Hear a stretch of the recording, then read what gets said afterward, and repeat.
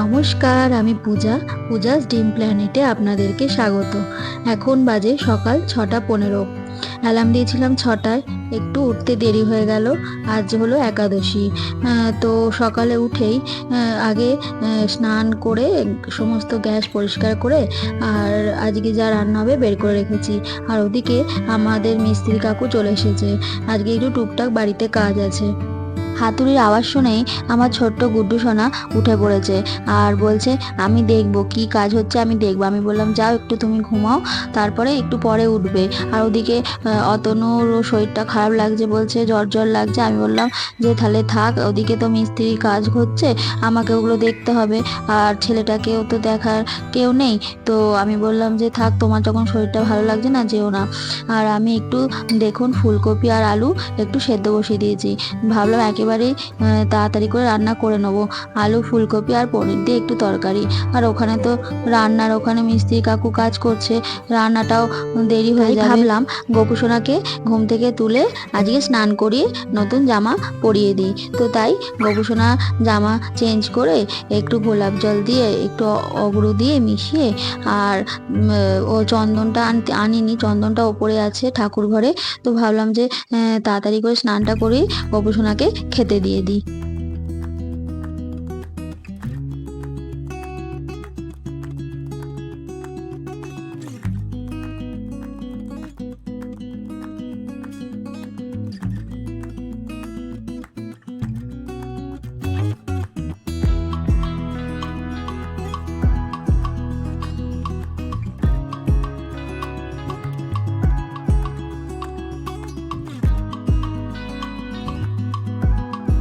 দেখুন গোপুসোনাকে আমি সুন্দর করে নতুন জামা পরিয়ে সাজিয়ে দিয়েছি।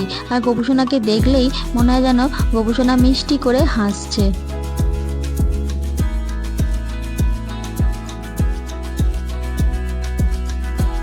এরপর আমি সমস্ত থালা আর গ্লাসে জল দিয়ে গোপুসোনাকে একটু ফল আর মিষ্টি ভোগ দিয়ে দেবো। আর ওদিকে তো আবার মিস্ত্রি কাকু কাজ করছে, কি অসুবিধা হচ্ছে না হচ্ছে আমাকে দেখতে ডাকছে, না হলে না থাকলে আবার মিস্ত্রি কাকু অসুবিধা হবে। তো তাই জন্য আমি গোপুসোনাকে তাড়াতাড়ি করে খেতে দিয়ে আমি ওদিকে চলে গেলাম। আর শুধু গপুই খাবে না, আমার গুড্ডু সোনাও কেউ আজকে আমি এই কলা আর মিষ্টি খাইয়ে দেবো সকালে টিফিনে, তাহলে পেটটাও ভরে যাবে আর কিছু করতে হবে না। ওদিকে গ্যাসের কাছে তো একটু নোংরা হয়ে গেছে, সব পরিষ্কার করতে হবে। তো তাই জন্য ভেবেছি যে আজকে কলা আর মিষ্টিটাই টিফিন করা যাক। আর আমরা একটু ছাতু খেয়ে নেবো, আর বেলা একটু লুচি করে নেবো আর তরকারি। আর মা তো একটু সিমুয়ের পায়েস পাঠিয়ে দিয়েছে, হয়ে যাবে আমাদের দুজনের।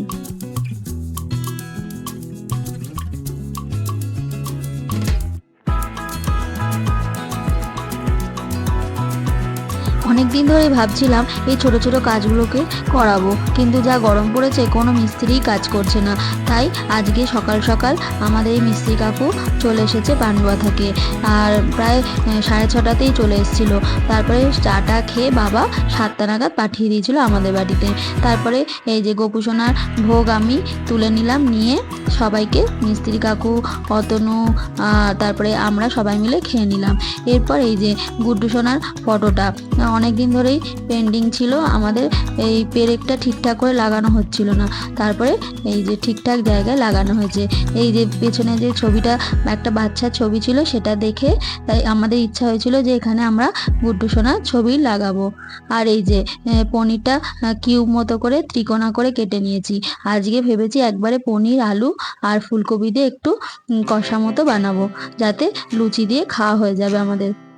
ওদিকে তো আবার অতনুর জ্বর এসেছে, জ্বরের মুখে একটু টক টক ঝাল ঝাল মিষ্টি মিষ্টি রান্না করে দেবো, যাতে ওর মুখে ভালো লাগবে। এই গরমে যদি গা হাত পা গরম হয়, ব্যথা হয়, খুবই কষ্ট লাগে। তো তাই ওকে সকালে ক্যালপল দিয়ে দিয়েছি।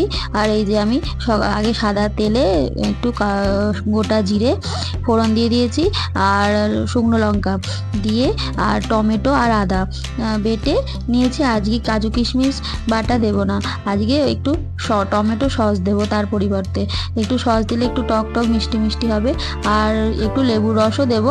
আপনারা দেখুন রান্নাটা আমি কেমনভাবে করি।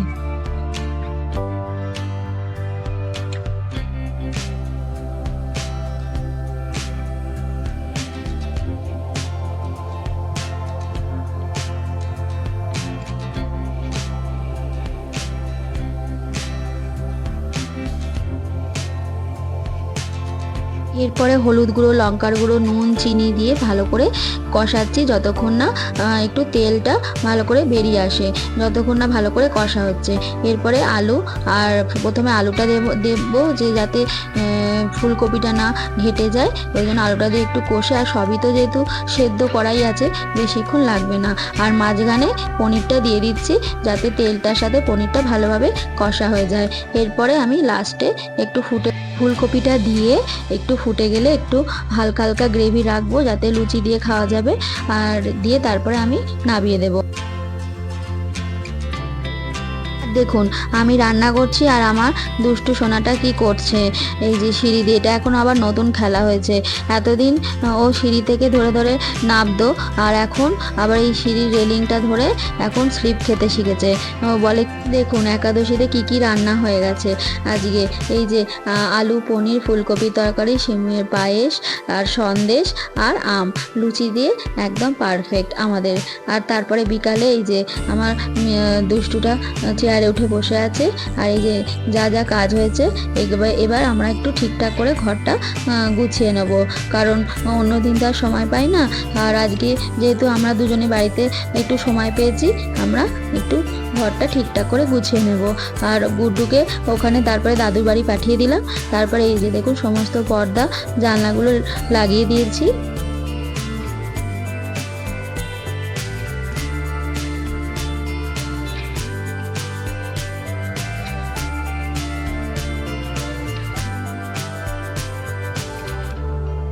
এরপরে আমি টমেটো সস, একটু শাহি পনির মশলা, আর একটু গন্ধরাজ লেবু যেহেতু বাড়িতে ছিলই তাই জন্য একটু দিয়ে দিলাম। আর খেতে কিন্তু বেশ দারুণ হয়েছিল, একদম লুচি দিয়ে খুব ভালো লাগছিল। এই গরমে একটু টক টক ঝাল ঝাল মিষ্টি মিষ্টি আর ফুলকপি দেওয়া হয়েছিল, বেশ অন্যরকম রান্নাটা হয়েছিল। আপনারা পারলে বাড়িতে একবার করে দেখবেন। আর একেবারে পনির, আলু আর ফুলকপি তিনটেই একসাথে খাওয়া হয়ে যাবে, আর বেশিক্ষণ সময়ও লাগবে না করতে।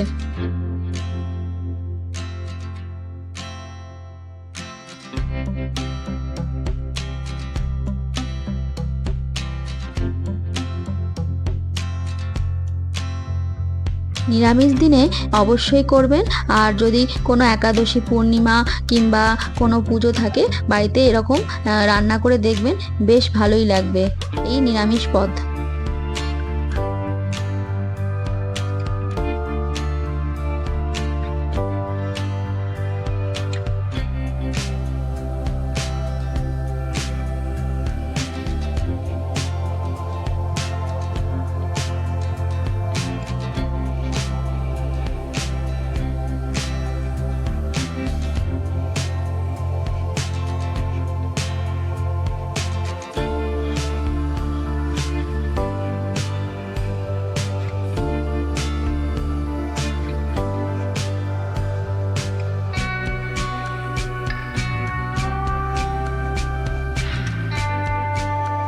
এরপরই চোখ গেল ওই জানলার সাইডে। দেখুন আমার শাশুড়ি মার ওষুধের লিস্ট, যখন মা অসুস্থ ছিল আমি এরকম লিস্ট করে লিখে রাখতাম। এত ওষুধই ছিল, এত ওষুধ ছিল, গুড্ডুকে সামলে মনে রাখতে পারতাম না। তারপরে মা তো আর চলে গেছে, কিন্তু এই ওষুধের লিস্টটা থেকে গেছে, আমার আর তোলা হয়নি। তারপরে সমস্ত ঘরটা একটু ঠিকঠাক করে গুছিয়ে আর এরপর আমরা চলে যাব ওই ঘরে।